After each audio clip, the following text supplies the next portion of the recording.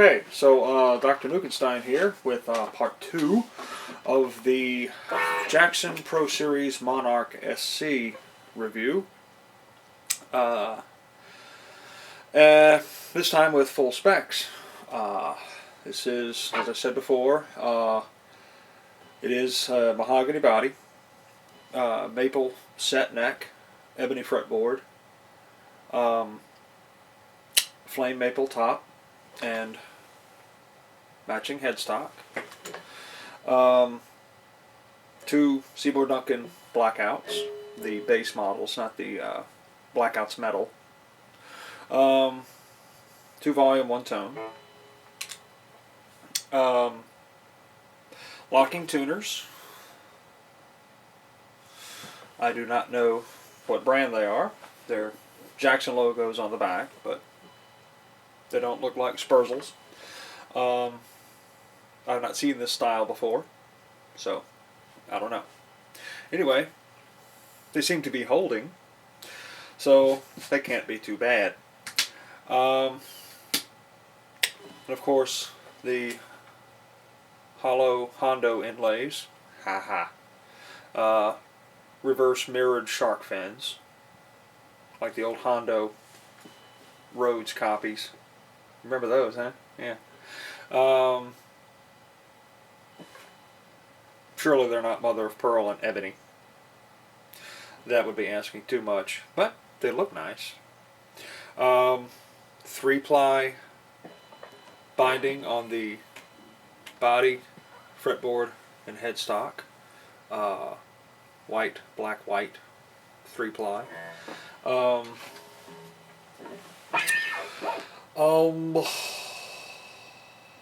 And it did come with a set of Dunlop strap locks. How about that, huh? I found those later in the box as I was attempting to pack it up and store it. Heard a rattle, which it was a little bag of Allen wrenches and the strap locks. So hey, there were 3 Allen wrenches. One obviously for the truss rod. The other 2, who knows? I think they're for the locking tuners. I haven't gotten that far yet. But not for the bridge and tailpiece, because I don't see any indication that they would be. Yeah. Anyway, I'm sure I'll discover that eventually, after I lose them. The back plates are anodized aluminum, like the USA model and the old 1990s Japan-made Pros were. And again, this is the Pro Series. I know there has been some speculation as to whether this Pro Series is, an actual replacement for the former Pro Series, because everybody wants the old Pro Series neck through high quality to return. They have. Okay. This is a quality guitar. Those who know me know the guitars I've had. USA, Custom Shop, neck through Professional Series, and this is a quality instrument, period. I would easily compare them to the 1990 through 94 neck through Professional Series. I still have one to compare it to, and it's right there with it. I believe the frets are medium jumbos. They're not jumbos. They're not the little, skinny frets. 22 frets, and as I said, the blackouts Interesting thing about the blackouts, which I just discovered today whilst playing around with it. The tone knob has a very subtle effect.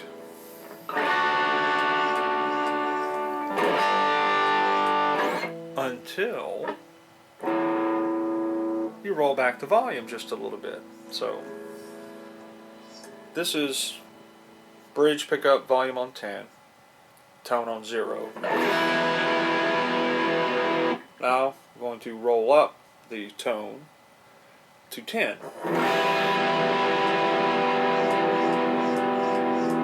Back and forth, back and forth. Very subtle, very subtle. Now, let's back the volume down to about 9 or 8.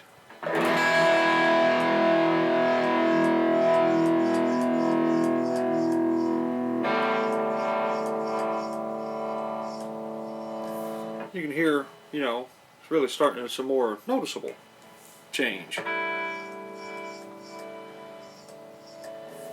Now, whether they intended them that way or if it's wired incorrectly, I don't know, but I like it.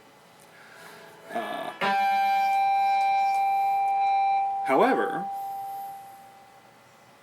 it does the same thing when you get down to like 1 on the volume knob. These volume controls are very sensitive. You start noticing an effect at 9. Unlike some, where it gets to like 7 before you hear any change. So that's 0. It's like 1. Now, rolling the tone knob, very subtle. Get it up to about 2 or 3. Well, that's 2. So about 3.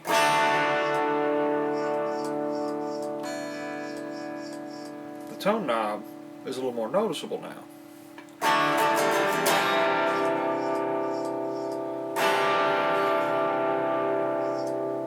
And of course, 4, 5, 6, 7, 8, 9.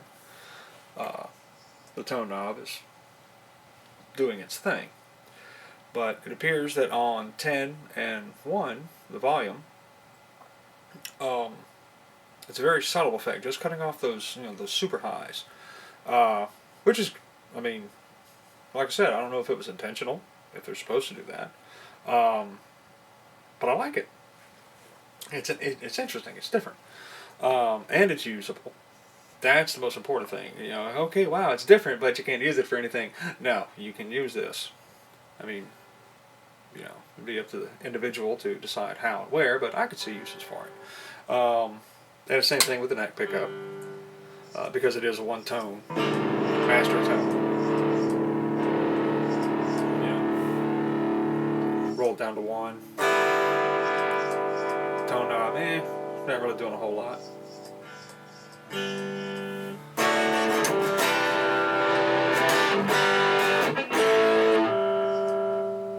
10, not really doing a whole lot.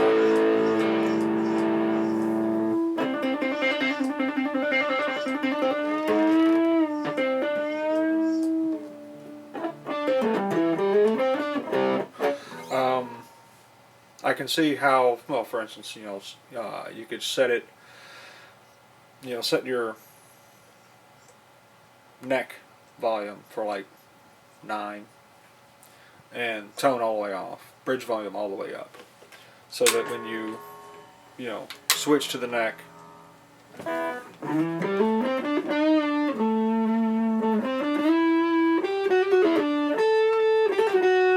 you get those nice darker lead tones. Flip it over to the bridge and it's like you've bypassed a tone. Or almost. Like I said, it just cuts off those ultra highs when the volume is on 10. Or you could do it inversely. Put your tone knob, neck volume on full, bridge on, 9, and get that nice roll off, and keep the, that extra sizzle on the top end on for your neck pickup. Get those really bluesy tunes that everybody wants. But yeah, like I said, this is the first time I've used Seymour Duncan Blackouts. Normally I use Seymour Duncan Passives. I've used EMGs. Still have something around here that has EMGs in it. And I don't think the tone knob, to my recollection, behaves this way on those. Like I said, I don't know if this is intentional, if it's wired incorrectly, there's defective, I don't know, but I like it. Anyway, I've still not adjusted the action or changed the strings. I believe these came with 9s, which is what most Jacksons come with that I found. I